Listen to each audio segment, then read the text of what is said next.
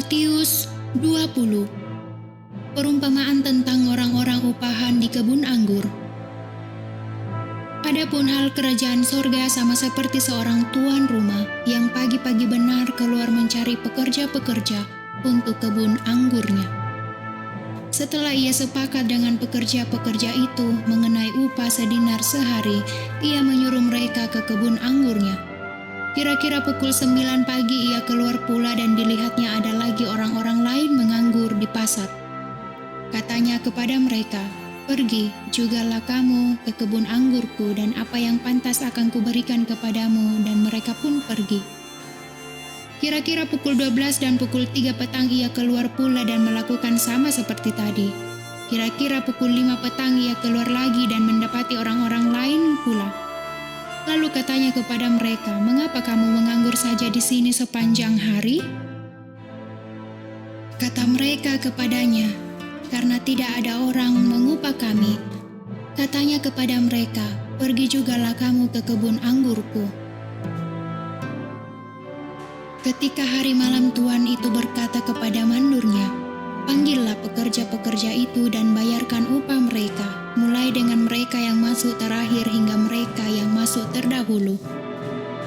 Maka datanglah mereka yang mulai bekerja kira-kira pukul 5 dan mereka menerima masing-masing 1 dinar.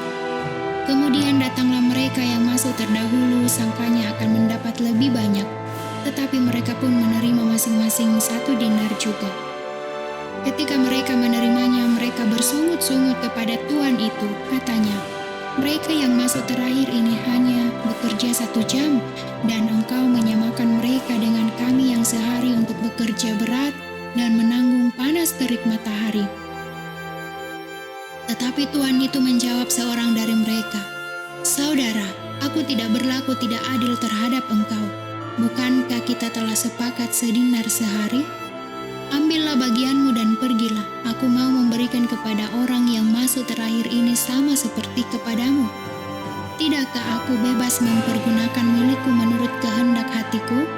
Atau iri hatikah engkau karena aku murah hati? Demikianlah orang yang terakhir akan menjadi yang terdahulu, dan yang terdahulu akan menjadi yang terakhir." Pemberitahuan ketiga tentang penderitaan Yesus. Ketika Yesus akan pergi ke Yerusalem, ia memanggil ke-12 muridnya tersendiri dan berkata kepada mereka di tengah jalan, "Sekarang kita pergi ke Yerusalem dan Anak Manusia akan diserahkan kepada imam-imam kepala dan ahli-ahli Taurat, dan mereka akan menjatuhi dia hukuman mati. Dan mereka akan menyerahkan dia kepada bangsa-bangsa yang tidak mengenal Allah, supaya ia diolok-olokkan, disesah, dan disalibkan, dan pada hari ketiga ia akan dibangkitkan." Permintaan Ibu Yakobus dan Yohanes bukan memerintah melainkan melayani. Maka datanglah ibu anak-anak Zebedeus serta anak-anaknya itu kepada Yesus lalu sujud di hadapannya untuk meminta sesuatu kepadanya. Kata Yesus, "Apa yang kau kehendaki?" Jawabnya, "Berilah perintah supaya kedua anakku ini boleh duduk kelak di dalam kerajaanmu, yang seorang di sebelah kananmu dan yang seorang lagi di sebelah kirimu." Tetapi Yesus menjawab, katanya, "Kamu tidak tahu apa yang kamu minta. Dapatkah kamu meminum cawan yang harus kuminum?" Kata mereka kepadanya, "Kami dapat."